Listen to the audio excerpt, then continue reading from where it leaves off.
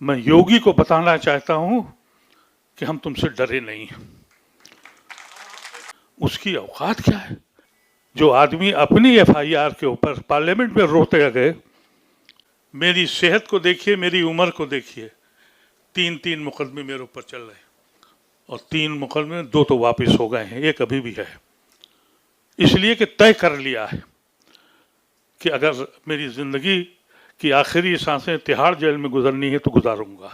लेकिन ये न समझें कि अदालत का वो फैसला हम मान लेंगे जो हमने बाबरी मस्जिद में मान लिया, अदालत का वो फैसला हम मान लेंगे जो हमने अलीगढ़ पे मान लिया था।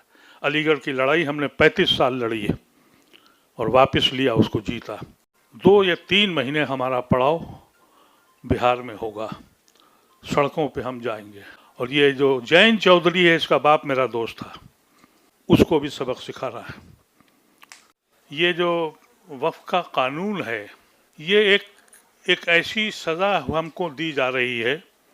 पिछले 10-11 साल से हम पे सितम होते रहे, हम चुप रहे, लेकिन शायद ये सबसे बड़ा सितम था। लेकिन एक खुशाइन बात ये हुई है कि जैसा अभी आपने हमारे भाई संजय सिंह को सुना, ऐसे लोग भी खड़े हो गए जिससे दिल को बड़ी दहास हुई। मैं एक मायूस हारा हुआ इंसान हूँ। तमन्ना नहीं है रही कि इस दुनिया में अब रहा जाए, ये ज़मीन हमारे लिए है। संजय भाई हमारे कहते हैं कि आप ये मत कहिए ये सेकुलर मुल्क है। यकीनी तौर पर कानूनी एतबार से ये सेकुलर मुल्क है। क्या अमली तौर पे ये सेकुलर मुल्क है? बिल्कुल नहीं। आज की उम्र में अजाक पहुँच के रोज़ मुझको कहना पड़ता है, साबित करना पड़ता है कि मैं देशद्रोही नहीं हूँ। ये सितम है हमारे ऊपर जब हम पे इल्ज़ाम लगता है। आपने जिक्र किया कि यहाँ 2 कानून हैं। अली मेरे बहुत अजीज दोस्त राजा सुलेमान का बेटा है, उसको क्या सज़ा दी गई और क्या सज़ा उसको दी गई जिसके लिए आपने जिक्र किया। यहाँ बहुत सी बातें हुई, लेकिन मैं 2-3 बातें आपसे कहना चाहता हूँ। ये वक्फ का जो एक्ट के ऊपर जो बहस हो रही है, मैं हैरतज़दा हूँ कि मेन आर्गूमेंट जो हो रहा है सरकार की तरफ से कि ये इस्लामिक तरीका नहीं है, इस्लाम से इसका कोई ताल्लुक़ नहीं है। आज हम आपको बता दें ये वक्त कहाँ से आया है। उन हजरात से जिनको औकाफ के बारे में मालूम नहीं है। कुरान की जब एक आयत नाजिल हुई कि तुमने जो अच्छे काम किए हैं उसके सवाब तुमको मिलते रहेंगे, तो सहाबी एक थे, वो रसूलुल्लाह सल्लल्लाहु अलैहि वसल्लम के पास गए। उनका जब इंसान मर जाता है तो उसके गुनाह और उसकी अच्छाइयाँ सब खत्म हो जाती हैं। ये क्या बात है कि अच्छाइयाँ जुड़ती जाएंगी? उनका तुम अगर कोई ऐसे कार्य खैर करते हो और कोई इंसानियत को भला करने के लिए कुछ करते हो तो तुम्हारी बुराइयां तो खत्म हो चुकी हैं, तुम इस दुनिया से जा चुके हो, लेकिन उसका सवाब तुमको मिलता रहेगा जब तक कयामत में हिसाब नहीं होगा। उन सहाबी ने उस वक़्त, वो बहुत बड़े वहाँ के काश्तकार थे, बहुत बड़ा उनका बाग था, उसको उन्होंने अल्लाह के नाम पे वक्फ कर दिया।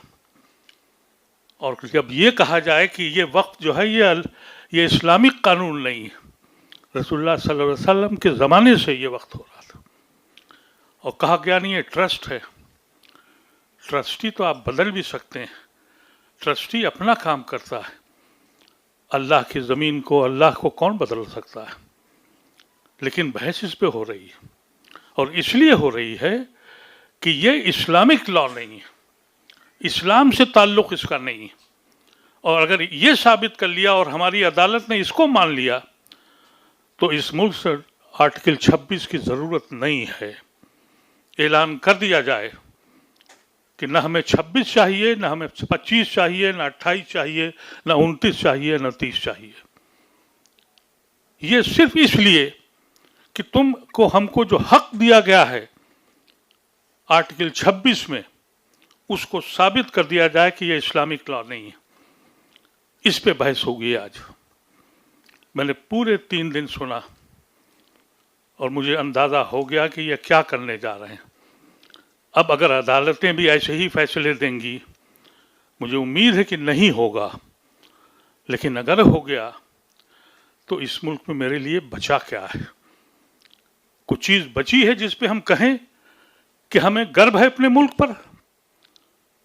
आज हम वाकई ये कहते हैं कि आज हम अपने शायद गलती की थी।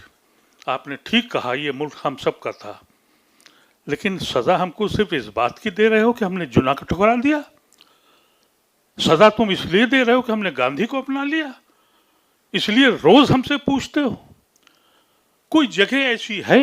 वक्फ छोड़ दीजिए, एनिमी प्रॉपर्टी लाए, कांग्रेस लाई थी, हमने नहीं आने दिया था, उस वक्त हम पार्लियामेंट में थे। ये पार्टी जैसी आई उसने कहा एनिमी प्रॉपर्टी ले आई। एनिमी प्रॉपर्टी का मतलब यह है कि अगर कोई शख्स पाकिस्तान चला गया है और उसका भाई जिना को ठुकरा कर नेहरू के पास आ गया है, उसकी प्रॉपर्टी भी छीन ली जाएगी। यही अली खान का बाप पूरी जिंदगी लड़ता रहा अपनी जायदाद के लिए, उसकी जायदाद भी इसलिए छीन ली, वो कभी हिंदुस्तान के बाहर पासपोर्ट नहीं लिया, उनके बाप पाकिस्तान चले गए थे, पासपोर्ट भी नहीं लिया था उन्होंने, वहाँ उसकी जायदाद का झगड़ा करते रहे। ये हर जगह उस जगह टोच करते हैं कि जहां आप भिखारी ही बने रहें। 2013 का जो अमेंडमेंट एक्ट था, मैं उसका मेंबर था, उसको बीजेपी ने भी यूनानिमसली पास किया था, अकाली दल वाले भी मेंबर थे, उन्होंने पास किया था। उसमें हमने ये प्रोविजन रखे थे कि इसको मजबूत किया जाए।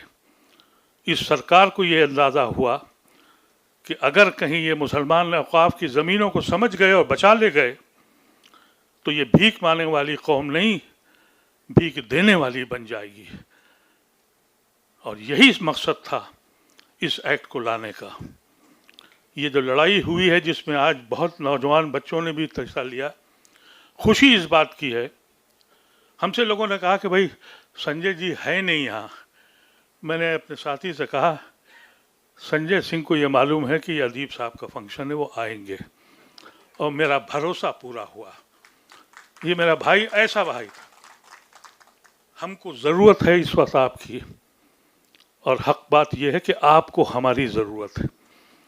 आप भी उतने ही देशद्रोही जितने मोहम्मद अदीब है, आप उतने ही देशद्रोही हैं। तो ये अमल करना है। अगर फर्ज कीजिए ये एक्ट अगर स्टे नहीं मिलता है, हमारे भाई जावेद ने कहा इलाहाबाद बिहार में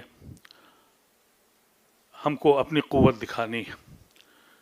हम लोगों ने ये फैसला किया है, हमारी दोनों ऑर्गेनाइजेशन ने, हम महीनों महीनों वहाँ लगाएंगे, घर घर जाएंगे। आप जितने हजरात हैं अमल करिएगा, सिर्फ घर में बैठ के मातम मत करिए, बोलना सीखिए। मेरी सेहत को देखिए, मेरी उम्र को देखिए, 3 मुकदमे मेरे ऊपर चल रहे हैं, और 3 मुकदमे 2 तो वापस हो गए हैं, एक अभी भी है।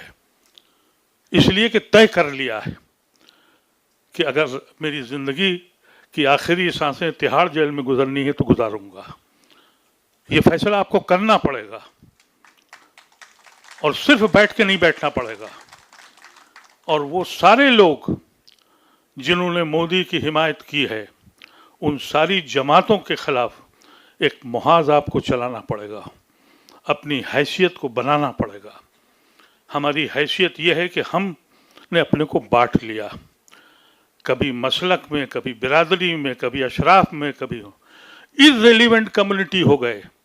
मेरे दोस्त दया सिंह बैठे हैं, इन्होंने हमको मालूम है जब कुछ गुड़गांव में नमाज नहीं पढ़ने दी तो दया सिंह भाई आए, उनका गुरुद्वारे के दरवाजे का खोल दिए, नमाज यहाँ पढ़ो।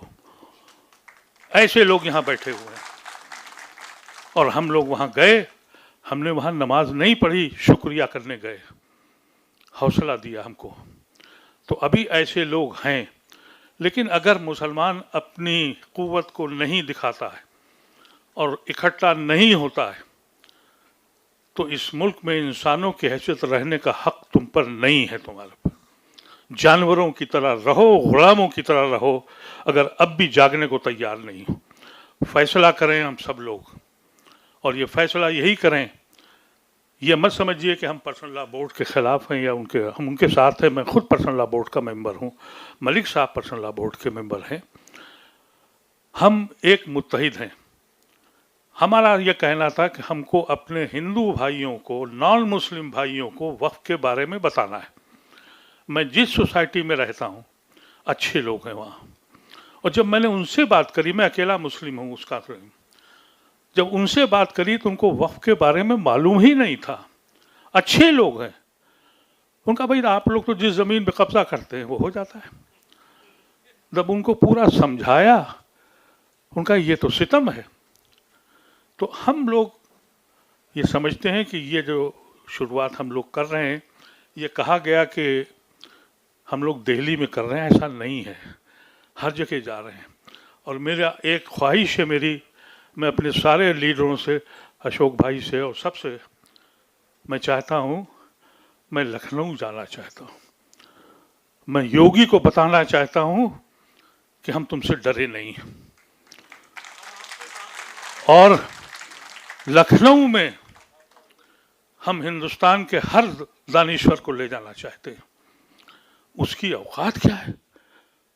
जो आदमी अपनी एफआईआर के ऊपर पार्लियामेंट में रोते गए, वो हमको चैलेंज कर रहा है। और हमारे मुसलमान खौफ से कह रहे हैं अदीब साहब यहां मत आइएगा।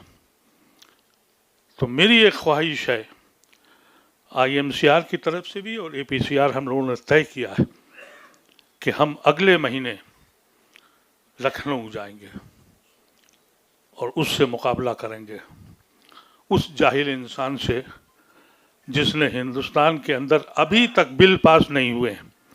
लेकिन अभी एक साहब ने बताया और हकायक हैं, नेपाल से मिले जितने मदरसे हैं बुलडोजर चल रहे हैं, खामोशी है। और उसके बाद 2 या 3 महीने हमारा पड़ाव बिहार में होगा, सड़कों पे हम जाएंगे। और ये जो जैन चौधरी है, इसका बाप मेरा दोस्त था, ये कहता था मुझे प्रोटेक्शन दो, उसको भी सबक सिखा रहा है। जब तक आप इन लोगों को सबक नहीं सिखाएंगे, ये सियासी लोग हमको इसलिए इर्रेलेवेंट समझते हैं। बहुत कम लोग ऐसे हैं जो मुसलमान का नाम ले रहे हैं। बड़े बड़े लीडर जब हम पे सितम होता है तो कहते हैं माइनॉरिटीज़ के साथ बहुत कुछ हो रहा है। मुसलमान कहते हुए डर लगता है उनको, वो डरते हैं कि कहीं ऐसा ना हो कि हमारा हिंदू वोट चला जाए। एक तरह से अपनी हिंदू कम्युनिटी को बदनाम करते हैं। ये कहना चाहते हैं कि हिंदू कम्युनिटी कम्युनल है, 90-80% हिंदू जो है वो सेकुलर है, लेकिन नाम लेने से डरते हैं। इसलिए एक कुव्वत बन के दिखाना है। हम लोग जो भी कर रहे हैं, अदालत पे ज़रूर जाएंगे, लेकिन ये न समझें कि अदालत का वो फैसला हम मान लेंगे जो हमने बाबरी मस्जिद पे मान लिया, अदालत का वो फैसला हम मान लेंगे जो हमने अलीगढ़ पे मान लिया था। अलीगढ़ की लड़ाई हमने 35 साल लड़ी है और वापस लिया, उसको जीता। सड़कों पे आना पड़ेगा। और ये चीज़ छोड़ जाइए कि हम सब रेजोल्यूशन पास करके हो जाएंगे। पर्सनल लॉ बोर्ड लड़ाई लड़ रहा है, हम उसके साथ हैं। पर्सनल लॉ बोर्ड की नुमाइंदगी हमारे मलिक साहब कर रहे हैं, ये वहाँ के एग्जीक्यूटिव के मेंबर भी हैं। लेकिन हमको ये कहा, हमने पर्सनल लॉ बोर्ड से ये कहा, कुछ लोग गलतफहमी कर रहे हैं कि हम पर्सनल लॉ बोर्ड के पैरेलल कोई तंजीम बना रहे हैं। तो सुन लें आप सब लोग, हम कोई पैरेलल तंजीम नहीं बना रहे हैं। पर्सनल लॉ बोर्ड शरीयत के तहफ़्फ़ुज़ के लिए बनी है। उनकी जिम्मेदारी है कि वो शरीयत को बचाएं, और मेरी जिम्मेदारी एज ए इंडियन, हिंदुस्तानी मुसलमान के, कि मैं अपने हिंदू भाइयों को बताऊं और उनके साथ मिलकर लड़ूं, जभी आपको कामयाबी होगी। इसलिए हम लोग उनके मीटिंगों में भी जाते हैं, उनको सपोर्ट भी करते हैं, लेकिन हम इसको हिंदू मुस्लिम मसला नहीं बनने देंगे जो बीजेपी चाहती है कि ये हिंदू मुस्लिम मसला नहीं है, ये संवैधानिक मसला है। और इसमें जैसे आप कैसे लोग मौजूद हैं, हमें मायूसी नहीं है। लेकिन एक बात समझ लें कि ये शुरुआत जो हम लोगों ने करी, इसमें दिक्कतें भी आई और आएंगी भी, लेकिन अगर हमने लखनऊ में एक बहुत बड़ा जलसा कर लिया और योगी ऐसे लोगों को बता दिया, यकीन कीजिएगा ये बड़े डरपोक लोग होते हैं। मैं एक आउट ऑफ कॉन्टेक्स्ट एक वाकया संजय भाई को सुनाना चाह रहा हूँ। एक बड़े मशहूर लीडर थे बजरंग दल के और फैज़ाबाद के, आप जानते भी हैं उनको। वो पार्लियामेंट में हमसे बात नहीं होती थी। लखनऊ से हम आ रहे थे, उस वक्त हम भी एमपी थे, वो भी थे। एक ही कूपे मिल गया, तो कटियार नाम था। तो मैंने उनसे मजाक में कहा, विनय कटियार, मैंने कहा कटियार जी चलिए रात में अंताक्षरी होगी। उन्होंने मुझे देखा और उसके बाद कैबिन से बाहर निकल गए। अब जब मैं डिब्बे में गया था तो मैं देखा ब्लैक कैट, ये वो जन दसियों वहाँ पुलिस वाले, और जब ट्रेन चलने लगी तो मैं परेशान कि सामान उनका रखा है। और मैं कहा एमपी साहब कहाँ रह गए? तो टीटी आया, मैंने उससे पूछा कि भाई ये एमपी साहब रह गए? तो उसने दरवाज़ा बंद करके कहा कि विनय कटियार ये कह रहे हैं कि मैं इनके साथ रात में नहीं रहूँगा। हिंदुस्तान का बजरंग दल का कायल मेरे सिर्फ इस जुमले पे कि रात को अंताक्षरी होगी। ये इतने पावरफुल लोग हैं, इतने लोग हैं। वीरा जी आ गई हैं, बहुत शुक्रिया। ये हमारी मेंबर ऑफ पार्लियामेंट है मुरादाबाद से, और मेरे कहने पे पहुंच गई हैं। और इस वक्त मैं कंक्लूड कर रहा था, लेकिन मैं अपनी बात ख़त्म कर रहा हूं और सिर्फ ये कहना चाहता हूं कि आप हम लोगों को के साथ रहेंगी। आपकी पार्टी रही है, हर पार्टी रही है, और हम इसीलिए चाहते थे कि आप भी तशरीफ़ लाएँ, और ख़ासतौर से ख़वातीन का आना ज़रूरी है। ये जो हमारा प्रोग्राम हुआ है, ये सिर्फ ये इसलिए है कि हम अपने भाइयों को बताना चाहते हैं कि ये शुरुआत है, इसको ख़त्म मत समझिएगा। ये न समझिएगा कि ये सिर्फ इसलिए किया गया है कि 150 लोग बैठ जाएं और बात कर लें। ये शुरुआत है उस वक्त तक जब तक कि इस जालिम हुकूमत को हटाया नहीं जाता, और इस जालिम हुकूमत को हटाने के लिए हमको एकजुट होना पड़ेगा। बहुत बहुत शुक्रिया। नदीम साहब, वीरा जी आ गई हैं, आप इनसे बात करा लें।